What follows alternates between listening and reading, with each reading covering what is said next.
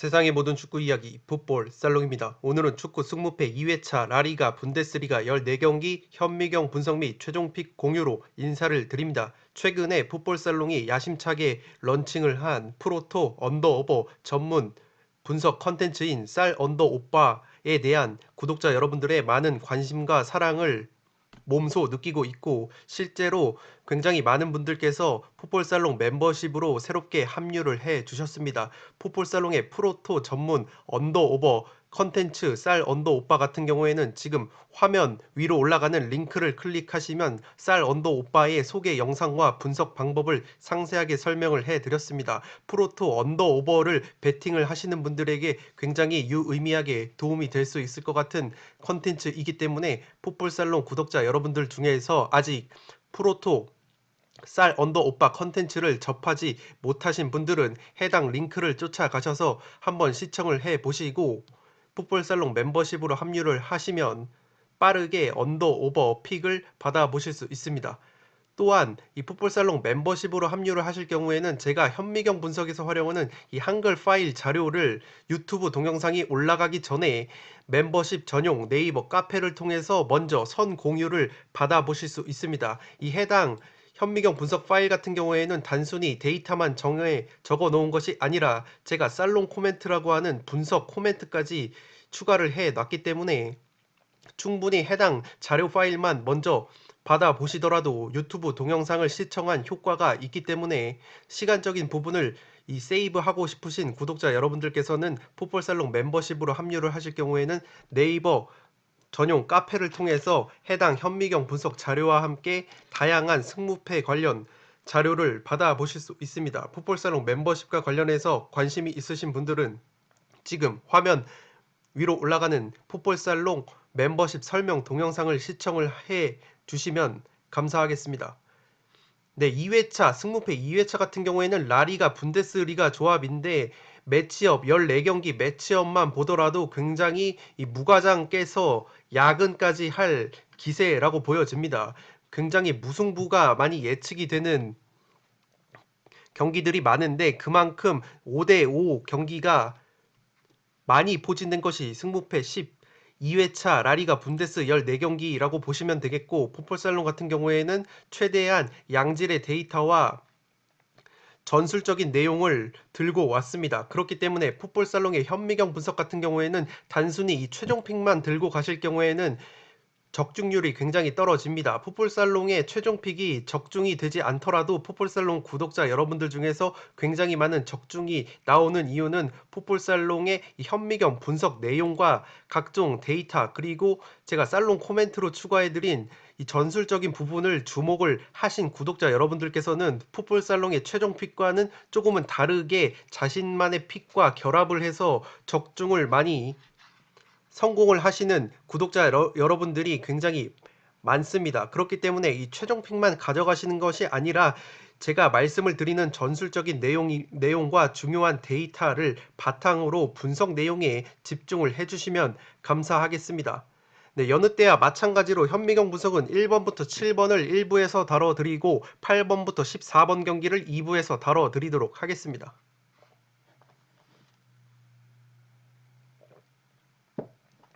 네, 1번 경기는 세비야 대 소시에다드의 경기인데 저는 승무 패로 모두 지어보도록 하겠습니다. 이 세비야와 소시에다드 경기가 첫 번째 경기로 들어왔는데 첫 번째 경기부터 굉장히 5대5의 느낌이 나고 있습니다. 세비야와 소시에다드는 제가 좀 이따가 이 살롱 코멘트에서 말씀을 드리겠지만 최근에 골 결정력이 너무나도 좋지 않습니다. 세비야와 소시에다드라는 어떤 이름값에 걸맞지 않은 골 결정력을 보여주면서 굉장히 꾸역승 혹은 꾸역 무승부를 거두는 패턴을 보여주고 있고, 직전 세비야와 소시에다드가 각각 구강컵을 제외한 라리가 경기에서는 베티스와 오사수나를 만났는데 그 경기에서도 굉장히 진땀 무승부를 거뒀을 정도로 최근에 골 결정력에서 문제를 겪고 있는 두 팀입니다.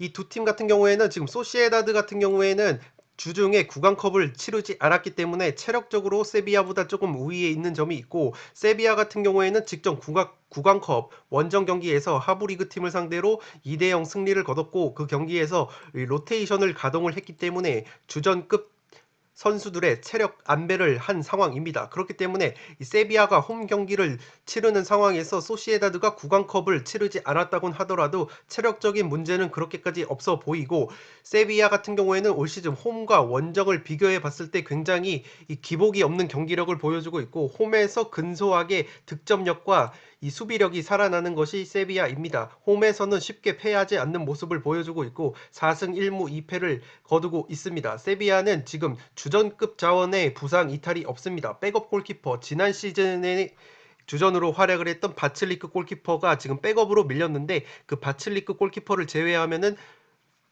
올 시즌 선발 베스트 라인업으로 들어오는 선수들이 부상자가 없습니다. 또한 소시에다드 같은 경우에는 지금 전력 누수가 조금 있는 것이, 핵심 왼쪽 풀백 측면 수비수인 몬레알 선수가 불투명하고 플레이메이커인 다비드 실바 선수가 부상으로 출전이 불투명합니다. 또한 중앙 수비수인 엘로스톤도 선수가 부상으로 불투명하기 때문에 전력 누수는 소시에다드 쪽이 조금 더 크다고 보시면 되겠습니다. 소시에다드 같은 경우에는 올 시즌 홈과 원정을 비교를 해봤을 때 오히려 원정에서 좀 더 좋은 성적을 거두고 있고, 원정에서는 무려 무실점 경기가 5차례나 될 정도로 평균 실점이 0.67골이라는 굉장히 짠물 수비를 보여주고 있기 때문에 이 세비야 원정을 떠나서도 쉽게 실점을 할 것 같진 않습니다. 양 팀의 맞대결 전적을 살펴보면 지난 시즌 맞대결에서는 세비야가 1승 1무로 우위를 점했고, 20경기를 기준으로 봤을 때도 9승 4무 7패로 근소하게 세비야가 역대 전적에서 우위를 점하고 있습니다. 살롱 코멘트에서 정리를 해드리면 양 팀 모두 경기 스타일이 조금은 비슷합니다. 물론 디테일적으로 파고 들었을 때는 조금 전술 차이가 있지만 기본적으로 양 팀 모두 점유율, 평균 점유율이 높고 쇼패스 위주의 경기를 펼치는 팀이라는 점에서 굉장히 주도권을 쥐기 위한 팽팽한 흐름이 펼쳐질 것으로 생각이 됩니다. 그러나 양 팀이 최근에 골 결정력에 문제가 있다고 말씀을 드렸습니다. 세비야는 최전방에서 이 마무리를 해줘야 하는 오캄포스와 엔네시리 선수가 골 결정력이 살아있지 않고, 측면 자원인 수소 같은, 암소가 아닌 수소라고 제가 말씀을 드리죠. 이 암소가 아닌 수소 선수와 같은 이 측면 자원들이 꾸역꾸역 한 골을 넣어서 꾸역승을 거두거나 무승부를 거두는 패턴을 자주 보여주고 있기 때문에 최전방 공격 자원들의 골 결정력이 굉장히 아쉽다는 점을 체크를 해 두시기 바랍니다. 소시에다드도 지금 에이스 오야르사발 선수가 부상에서 돌아온 이후에 승리를 오랜만에 거뒀는데, 직전 오사수나전에서도 진땀 무승부를 거뒀을 정도로 굉장히 다비드 실바라는 플레이메이커의 부상 결장이 길어지면서 골 결정력에 문제를 겪고 있습니다. 그렇기 때문에 양 팀 모두 골 결정력이 문제가 있는 상황 속에서 서로의 강점을 상쇄시킬 정도로 수비력이 양 팀 모두 좋습니다. 세비야 같은 경우에는 직전 비아레알 전을 보신 분들은 알겠지만 굉장히 역습 한 방이 강한데, 소시에다드가 올 시즌 역습으로 단 한 골도 실점이 없습니다. 반대로 소시에다드는 세트피스 수비가 이 세트피스 공격이 굉장히 강한데, 세비야 역시 세트피스 수비가 강하기 때문에 서로의 강점을 상쇄시킬 정도로 양팀 모두 수비력이 좋습니다. 그렇기 때문에 양팀 모두 골 결정력이 좋지 않은 상황에서 수비력은 굉장히 좋은 두 팀이기 때문에 굉장히 골이 안 터지는 경기가 나올 것 같고, 그렇기 때문에 이 경기는 무승부가 기본적으로 가장 확률이 높을 거라고 생각이 되는데, 그래도 이 1번 경기 같은 경우에는 양팀 모두 클래스 있는 공격자원, 한 방에 있는 공격자원들이 언제 터져도 이상하지 않기 때문에 승무, 패가 모두 보인다고 생각이 됩니다. 그렇기 때문에 이 기본적으로는 저는 단통을 잡으라면 무승부를 잡겠고, 폴더스의 여유가 있다면 그래도 승무패가 모두 보이는 경기라는 점에서 1번 경기는 이 승무패로 모두 풋볼살롱은 지워보도록 하겠습니다.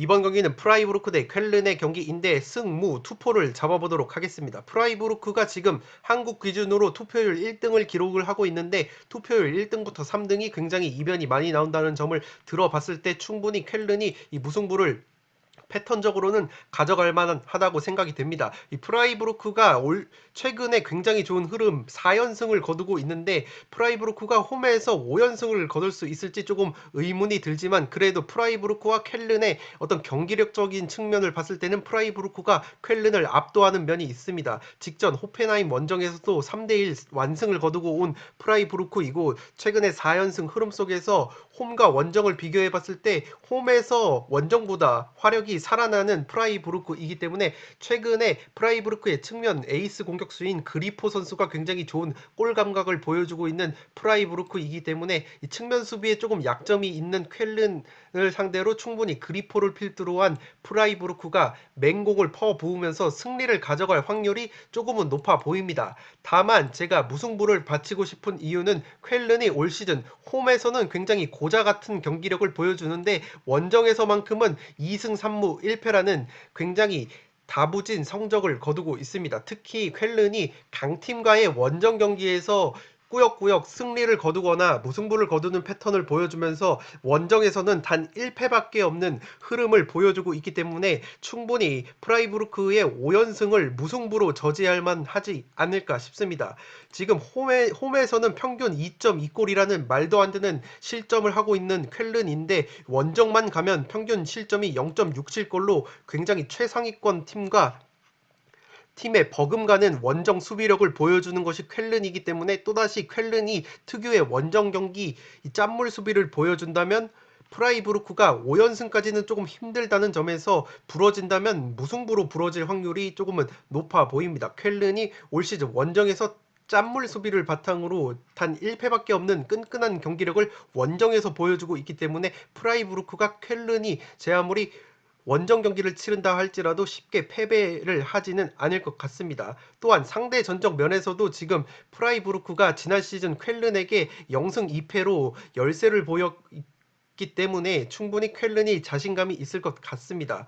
프라이부르크 같은 경우에는 주전 오른쪽 풀백인 슈미트 선수 외에는 주전급 부상자가 없고 쾰른 쪽은 지금 최전방 공격 자원인 안데르손 선수와 백업 공격수 모데스테까지 부상을 당했기 때문에 최전방 공격 쪽에서 전력 누수가 있습니다. 쾰른이 지난 경기에서 아우구스부르크에게 0대1로 아쉽게 패배를 했는데 그 경기에서도 골 결정력이 부족한 부분이 있었고 그러한 이유에서는 지금 최전방 공격 자원들이 모두 부상으로 빠졌다는 점을 들 수가 있습니다. 살롱 코멘트에서 정리를 해드리면 최근에 이 4연승 상승세를 탄 프라이부르크이고 반면에 쾰른은 올 시즌 홈에서 고자다운 경기력을 보여주고 있는 것에 비해서 원정에서는 강팀들을 상대로도 승점을 다수 챙기는 등 좋은 경기력을 보여주고 있습니다. 다만 쾰른은 지난 아웃국과의 홈경기에서 실점 장면을 보신 분들은 알겠지만 측면 공간이 수비 공간이 노출이 되면서 실점을 했는데 이 프라이부르크의 측면 자원인 그리포가 굉장히 좋은 컨디션을 보여주고 있다는 점에서 프라이부르크의 한껏 물이 오른 측면 공격을 쾰른이 막아낼 수 있을지 조금 의문입니다. 그렇지만 프라이부르크의 상승세가 5연승까지 이어질지는 조금 의문감이 있고 지난 시즌 맞대결에서도 쾰른이 2승이나 거뒀을 정도로 좋은 모습을 보여준 프라이부르크이기 때문에 더욱이 올 시즌 쾰른은 홈보다는 원정에서 짠물 수비를 보여주고 있기 때문에 충분히 무승부까지는 잡아볼만 하지 않을까 싶습니다. 다만 쾰른이 발목을 잡는다면 지금 최전방 공격 자원들이 부상으로 이탈을 했기 때문에 프라이부르크를 상대로 골망을 흔들기에는 조금은 화력이 부족할 것 같습니다. 그렇기 때문에 쾰른이 프라이부르크를 상대로 이변 결과를 연출을 할 경우에는 특유의 원정에서의 짠물 수비를 바탕으로 무승부가 최대치로 보입니다. 또한 이 경기가 국내 투표율 지금 1등을 기록하고 있다는 점에서 충분히 의심을 해볼 만한 경기라고 생각이 되어지고 이러한 부분을 종합적으로 고려했을 때는 이 무승부 폴더를 바치면서 승무 투포를 한번 잡아볼 만한 경기이지 않나 싶습니다.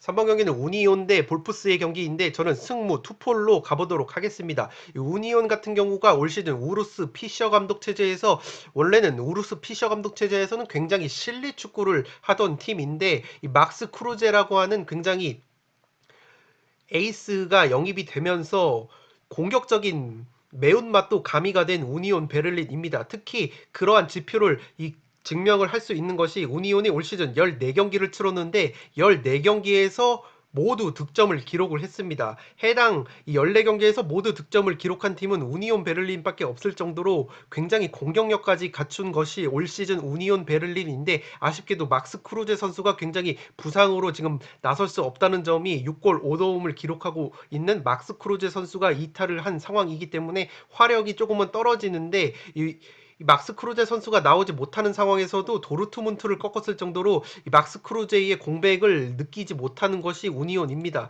다만 지금 주전급 이 미드필더 프레멜이 징계로 빠지는데 이 프레멜 선수가 굉장히 중원의 살림꾼입니다.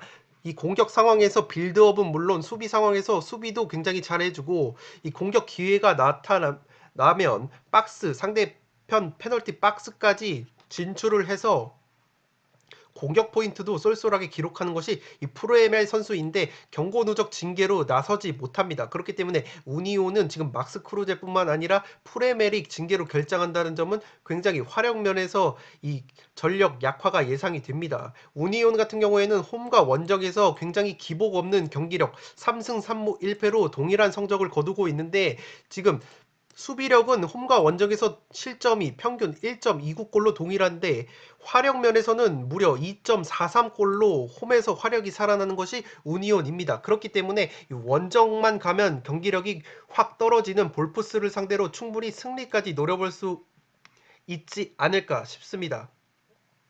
우니온 같은 경우에는 앞서 말씀을 드렸던 프레멜과 크루제뿐만 아니라 이 공격 2선 자원인 잉바르첸과 백업 미드필더 겐트너 선수가 부상으로 불투명하고 백업 공격수 포우 얀팔로가 부상으로 빠졌지만 제가 말씀을 드렸듯이 우루스 피셔 감독 체제에서 굉장히 공격적인 매운맛까지 가미를 했다고 말씀을 드렸는데 그 중심에는 최전방 공격수인 이 아원이라는 굉장히 피지컬이 탄탄한 공격수가 있는데 이 선수가 지금 리버풀에서 임대로 데려온 선수인데 5골 2도움이라는 굉장히 좋은 이 공격 포인트를 기록을 해주고 있고 직전 브레멘전에서도 1골 1도움을 올리면서 우니온의 2대0 승리를 견인했습니다. 그렇기 때문에 최전방에 아워니가 있고 이 오른쪽 풀백이자 주장인 트리멜 선수가 이 스피드는 노장이라서 느린데 오른발 킥이 굉장히 날카롭습니다. 그렇기 때문에 이 오픈 플레이 상황이나 프리킥 상황에서 오른발 프리킥이 굉장히 날카롭고 이 중앙 수비수 프리드리히라는 중앙 수비수가 있는데 이 선수는 뚝배기가 굉장히 좋아서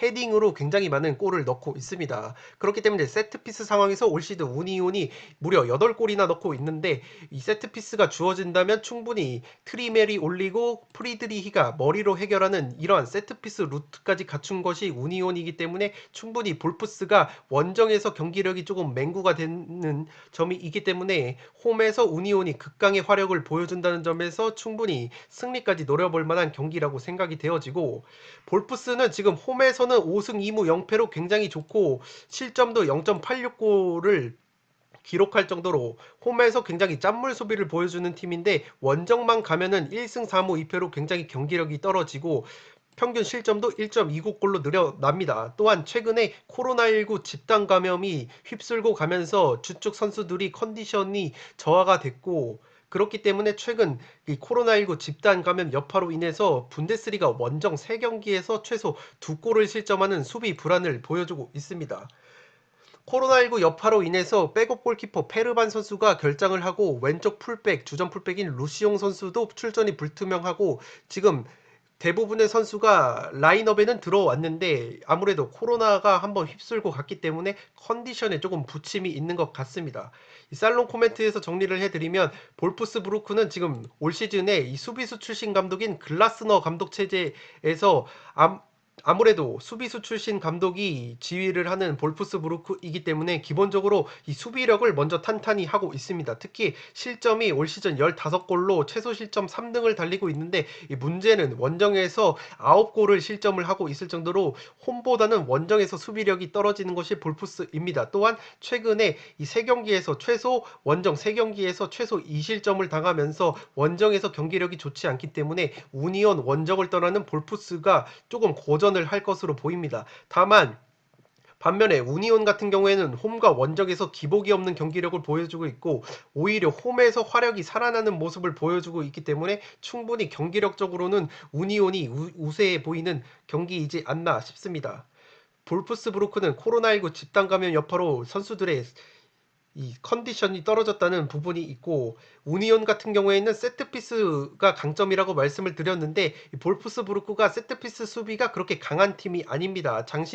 공격수나 수비수는 있지만 세트피스 수비 상황에서는 의외로 고전을 하는 모습이 있기 때문에 우니온에게 지금 위험 지역에서 파울이 매우 많은 볼프스가 좋은 위치에서 프리킥을 허용할 가능성이 높고, 그렇게 된다면 제가 말씀을 드렸던 트리멜이 올리고 프리드리히가 머리로 뚝배기로 해결하는 세트피스 한 방으로도 덜미가 잡힐 것으로 보입니다. 다만 제가 무승부까지 바치고 싶은 것은, 그래도 볼프스부르크가 기본적으로 짠물 수비를 바탕으로 하는 팀이고 원정에서는 4무나 있기 때문에 쉽게 패배를 하지 않는 그림이 있습니다. 또한 우니온이 핵심 미드필더 프레멜 선수가 결정하는 것이 저는 무승부까지 최대 나올 수 있다고 보는데, 이 프레멜이 우니온이 홈에서 바이에른 미넨과 비기고 도르트문트를 꺾은 적이 있는데, 그 강팀과의 경기에서 프레멜이 한 골과 한 1도움을 기록한 핵심 미드필더이기 때문에 지금 막스 크루제가 빠지는 상황에서 프레멜까지 빠진다면 우니온의 공격 작업에 조금은 차질이 있어 보이고, 그렇게 될 경우에는 볼프스의 짠물 수비가 터져준다면 무승부까지 최대 뜰 것 같습니다. 그렇지만 우니온이 홈에서 화력이 살아난다는 점과 다양한 공격 루트를 보유하고 있다는 점에서 우니온의 승리까지 바치면서 3번 경기는 승무 투폴로 가보도록 하겠습니다.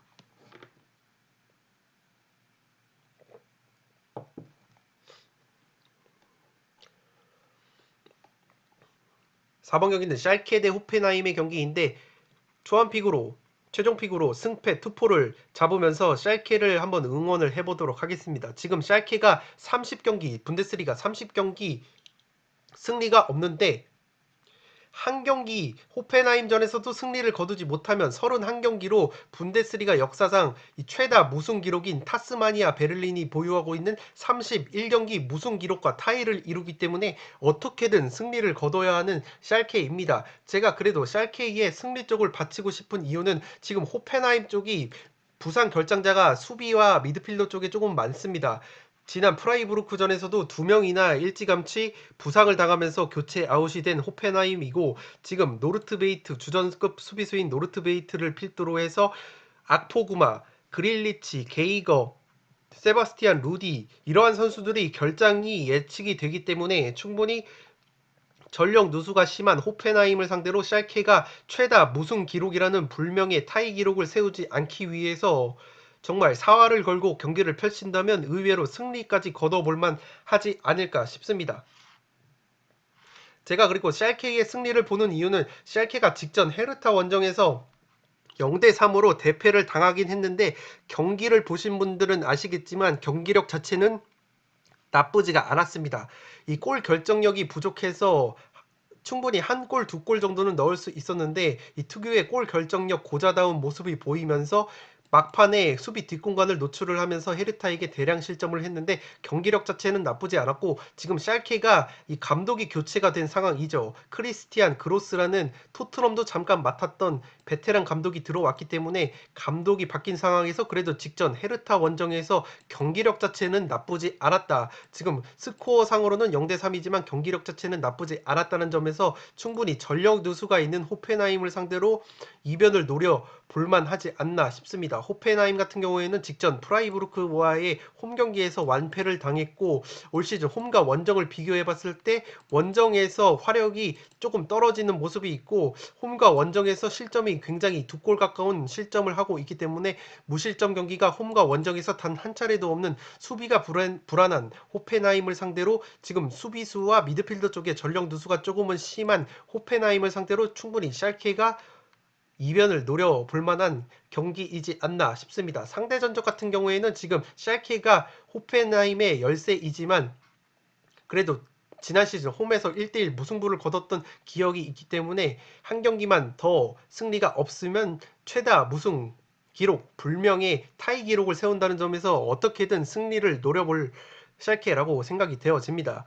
살롱 코멘트에서 정리를 해드리면, 헤르타 베를린전에서 샬케가 경기력 자체는 나쁘지 않았지만 최전방의 골 결정력 부재로 기회를 날려 먹었습니다. 지금 주전 공격수인 파시엔시아가 샬케는 부상이고, 지금 베니토 라만이라는 공격형 미드필더가 만약에 돌아올 수만 있다면 그래도 최전방 골 결정력을 조금 해결을 해줄 수 있지 않나 싶습니다. 이 라만 선수가 들어온다면 그래도 공격력이 살아난다는 점에서 라만 선수의 출전을 기대를 한번 해보겠고, 공교롭게도 지금 샬케가 이번에 상대하는 호펜하임은 직전에 헤르타를 상대를 했다고 말씀을 드렸는데, 헤르타와 호펜하임이 지금 순위가 거의 비슷합니다. 성적도 굉장히 비슷한데, 헤르타와 호펜하임을 전력을 비교를 해봤을 땐 그래도 헤르타가 전력이 훨씬 더 짜임새가 있기 때문에 더욱이 호펜하임이 지금 수비와 미드필더 쪽에 전력 누수가 조금 있기 때문에 샬케가 충분히 최대치로 승리를 노려볼 만한 경기이지 않나 싶습니다. 또한 지금 무승 기록, 타이 기록을 한 번 더 승리가 없으면 타이를 이루기 때문에 무승부 자체는 샬케가 의미가 없기 때문에 반드시 승리를 노려야 하는, 뭐 아니면 도 경기를 펼칠 가능성이 높기 때문에 저는 이 경기는 투포를 바친다면 무승부보다는 그래도 샬케의 선전을 응원하면서 승리 쪽을 한번 받쳐볼 만하지 않나 싶습니다. 다만 호펜하임 사이드를 가져가야 하는 이유는 기본적으로 이 크라마리치라는 골 결정력이 있는 공격수를 보유한 호펜하임이기 때문에 제 아무리 이 수비와 미드필더 쪽에 전력 누수가 있다고는 하나 지금 마탱이가 간 샬케를 상대로 그렇게까지 무기력하게 패배를 할 것까진 않습니다. 그렇기 때문에 이 호펜하임 사이드를 바치면서 최대 이변이 나온다면 그래도 샬케가 이 이름값이 있는 팀이기 때문에 타스마니아 베를린의 31경기와 이 무승 최다 타이 기록을 이루지는 않을 것 같기 때문에 샬케의 선전을 응원을 하면서 지난 헤르타 베를린전에서 경기력 자체는 나쁘지 않았다는 점을 희망으로 가져가면서 이 경기는 승패 투폴로 잡아보도록 하겠습니다.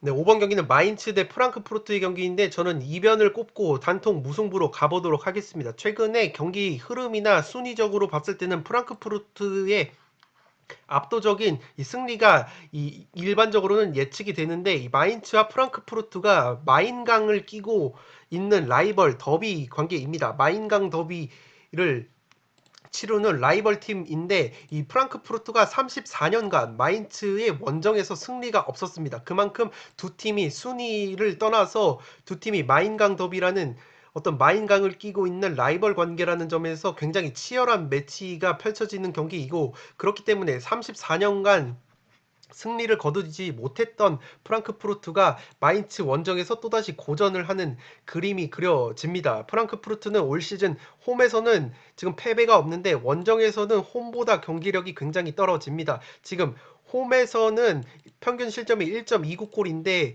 원정에 가면은 평균 실점이 2골로 2골로 증가를 하고, 올 시즌 원정에서 패배가 2차례나 있고 무승부도 3차례나 있기 때문에 홈에서 패배가 없는 홈에서의 흐름보다 원정에서의 흐름이 안 좋은 프랑크푸르트입니다. 그렇기 때문에 34년간 마인츠 원정에서 승리를 거두지 못했던 프랑크푸르트가 또다시 원정에서 조금 경기력이 떨어지면서 충분히 이 무승부가 나올 확률이 높아 보이고, 마인츠가 최근에 고전하는 것이 최전방 공격수 원투펀치인 콰이송과 장필리 마테타가 굉장히 무득점 행진이 길어지면서 공격력에 조금 빨간불이 들어왔습니다. 그래도 직접 미넨 원정에서는 2골이나 넣었는데 문제는 5골이나 실점을 하면서 굉장히 수비력도 안 좋은 모습을 보여줬는데, 제가 마인츠 쪽을 그래도 믿어보고 싶은 것은 이 마인츠가 감독을 포함해서 구단 수뇌부가 대거 교체가 됐습니다. 살롱 코멘트에서 조금 자세하게 말씀을 드리도록 하겠고, 지금 마인츠는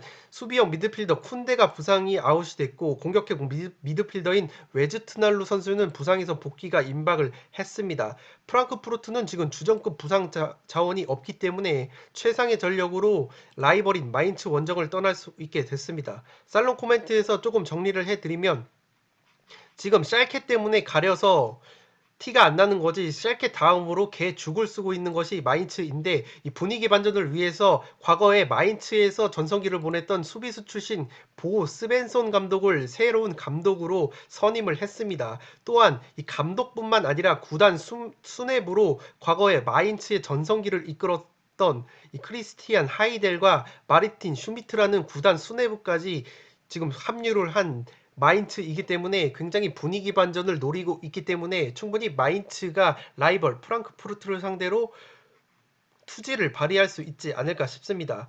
다만 지금 마인츠의 원투펀치인 장필립, 마테타와 콰이손 두 명의 공격수가 지금 각각 7경기, 6경기째 득점이 없는 빈공이 문제이기 때문에 최대 이변이 나온다면 무승부가 저는 맞을 것 같고, 프랑크푸르트 역시 지금 최근에 레버쿠젠을 잡아내는 등 경기력이 좋았는데 홈에서 경기력이 굉장히 좋고 원정에 가면 조금 실점이 많아지면서 무승부도 심심치 않게 거두는 팀이기 때문에 더욱이 마인강 더비에서는 지금 마인츠 원정에서 34년간 승리가 없다는 그러한 징크스가 있기 때문에 또다시 이 마인강 더비에서 조금 고전을 의외로 할 것 같습니다. 다만 고전을 한다고 하더라도 지금 마인츠의 원투펀치 마테타와 콰이손이 무득점 행진을 이어가는 마인츠이기 때문에 이 활약면에서는 프랑크푸르트를 압도를 할 수가 없기 때문에 최대치는 무승부라고 보여지고, 저는 폴더스의 여유가 없기 때문에 우선은 단통 무승부로 가보도록 하겠습니다. 그리고 올 시즌 프랑크푸르트가 분데스리가에서 무승부가 8번이나 있습니다. 그렇기 때문에 최다 무자비 팀이기 때문에 충분히 이변 경기가 나온다면 마인강 더비에서 34년간 마인츠 원정에서 승리를 거두지 못한 프랑크푸르트가 무승부로 한번 넘어질 때가 되지 않았나 싶습니다. 프랑크푸르트를 상대하는 마인츠가 감독뿐만 아니라 수뇌부를 전성기를 이끌었던 수뇌부들로 대거 교체를 했기 때문에 충분히 이 투지를 발휘할 만한 경기이지 않나 싶습니다.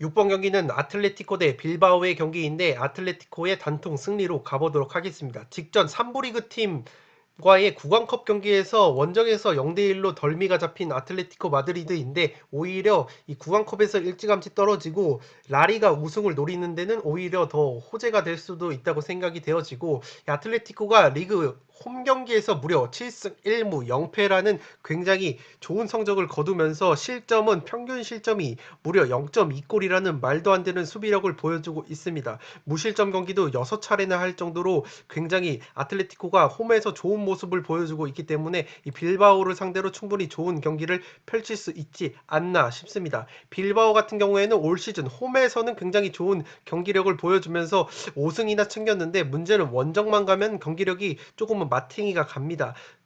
원정만 가면 득점력뿐만 아니라 수비력도 굉장히 안 좋아지고, 홈에서는 무실점 경기가 4차례나 있는데 이 원정에서는 무실점 경기가 단 한 번도 없을 정도로 원정만 가면은 수비력이 굉장히 안 좋아지는 것이 빌바오입니다. 그렇기 때문에 홈 극강의 전력을 보여주는 아틀레티코가 빌바오를 상대로 홈에서 부러지는 모습은 조금 그려지지가 않습니다. 양팀 모두 구강컵을 치르고 왔고, 아틀레티코는 구강컵을, 빌바오는 직접 바르셀로나와의 라리가 경기를 치르고 왔는데 휴식일이 똑같기 때문에 이 체력적으로는 둘 다 이 우열을 가릴 수가 없고, 빌바오는 지금 바르셀로나와의 홈 경기에서는 아쉽게 한 골 차이로 패배를 했는데 이 메시 선수의 슈팅이 골대를 여러 차례 맞췄고 메시 선수가 2골이나 기록했기 때문에 좀 더 점수 차이가 날 수 있었던 경기라고 보여집니다.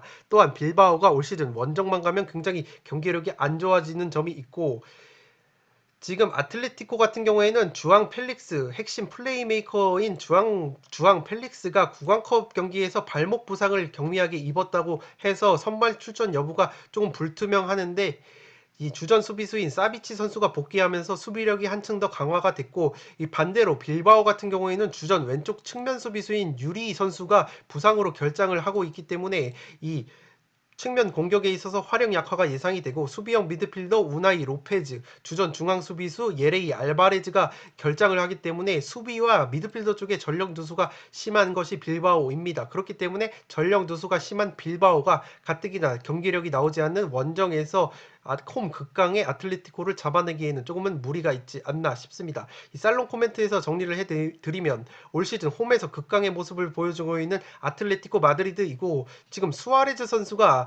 아틀레티코의 공격수 수아레즈 선수가 4경기 4골 1도움으로 맹활약 중이고 때문에 충분히 빌바오가 원정만 가면 무실점 경기를 단 한 번도 못할 정도로 수비력이 안 좋고 주전급 수비 자원이 두 명이나 빠지는 빌바오의 수비진을 상대로 최근 물오른 득점력을 보여주고 있는 수아레즈 선수가 충분히 요리를 할 수 있지 않나 싶습니다. 다만 빌바오 같은 경우에는 지금 새롭게 감독이 들어왔습니다. 마르셀리노라는 명장 감독이 들어왔는데 이 해당 새로운 감독 체제에서 조직력이 가다듬어지려면 조금 시간이 필요한 것으로 보이기 때문에 조직력이 채 정비가 되지 않는 빌바오가 홈 극강의 팀 아틀레티코의 홈에서 어떤 스토리를 쓰기에는 무리가 있지 않나 싶습니다. 그렇기 때문에 6번은 아틀레티코의 단통 승리로 가보도록 하겠습니다.